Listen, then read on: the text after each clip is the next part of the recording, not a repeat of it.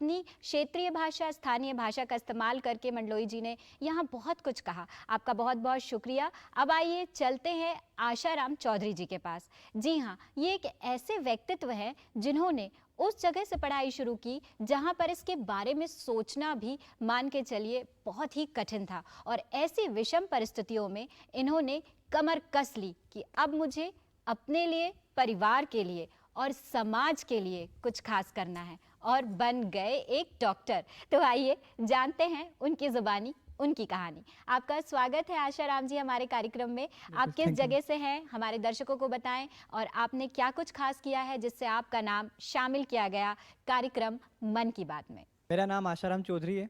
मैं देवास ज़िले के एक विजयगंज मंडी गांव में रहता हूं। मेरा 2018 में एम्स में जब एमबीबीएस के लिए सिलेक्शन हुआ था, उस टाइम मेरा मन की बात में नाम लिया गया था। हम लोग बहुत ओड बैकग्राउंड से थे, जहां पे मतलब घर भी नहीं था, हमारे पास यूजुअली कपड़े नहीं होते थे पहनने के लिए, पापा मम्मी के पास जॉब भी नहीं था। तो उस कंडीशन में पढ़ के मैंने एम्स का एग्ज़ाम क्रैक किया था। वो भी फर्स्ट अटैम्प्ट में मैंने 12th के बाद क्रैक किया था।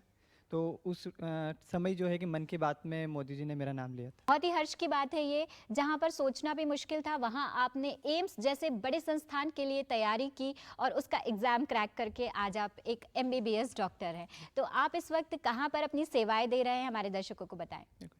मेरा अभी एमबीबीएस कंप्लीट हो चुका है। मैं एम्स जोधपुर में अभी इंटर्न डॉक्टर की तरह पोस्टेड हूँ, और अभी आगे मेरा प्लान जो है कि जनरल सर्जरी में एमएस करने का है। इसके साथ साथ मैंने ब्रदर की हेल्प से मेरे गांव में एक कोचिंग और लाइब्रेरी भी स्टार्ट किया है गांव के बच्चों के लिए। तो अभी मेरा जो आगे का जो फील्ड जो इंटरेस्ट है वो मेडिकल और एजुकेशन दोनों के लिए। जी, जैसे कि आपने इतने आगे बढ़कर इतनी कम उम्र में ये मुकाम हासिल किया है, तो मुझे लगता है कि आज आप अपने शहर में, अपने ज़िले में, अपने प्रदेश में, अपने परिवार में एक स्टार हो गए हैं, एक बिल्कुल। सेलिब्रिटी बन गए हैं। तो आने वाले समय में आप उन स्टूडेंट्स को, उन छात्रों को या आपके परिवार के लोगों को क्या संदेश देना चाहेंगे? और साथ ही जब आपका नाम कार्यक्रम मन की बात में सम्मिलित किया गया, तब आपका कैसा रिएक्शन था? सबसे पहले तो जो भी बच्चे हैं, स्पेशली जो ग्रामीण बच्चे हैं, क्योंकि शहरी बच्चों को तो यूजुअली ज़्यादा मौके मिल जाते हैं। जो गांव के बच्चे हैं और स्पेशली गांव में जो रूरल बैकग्राउंड में जो लड़कियां हैं जिनको ज़्यादा पढ़ाया नहीं जाता है, उनको मैं यही बोलना चाहूँगा कि फाइनेंशियल कंडीशन या दूसरी कोई भी कंडीशन है, ये कभी आपकी पढ़ाई के बीच में नहीं आएगी।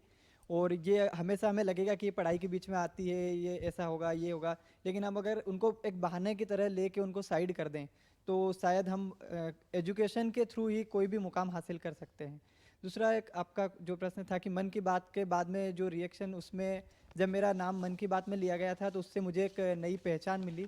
और मैं जो भी आगे मैं काम करना चाहता था, जो भी मैं अच्छे काम करना चाहता था, उसको करने में मुझे बहुत हेल्प मिली।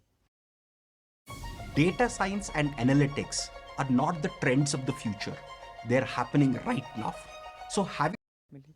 बहुत बहुत धन्यवाद आपका।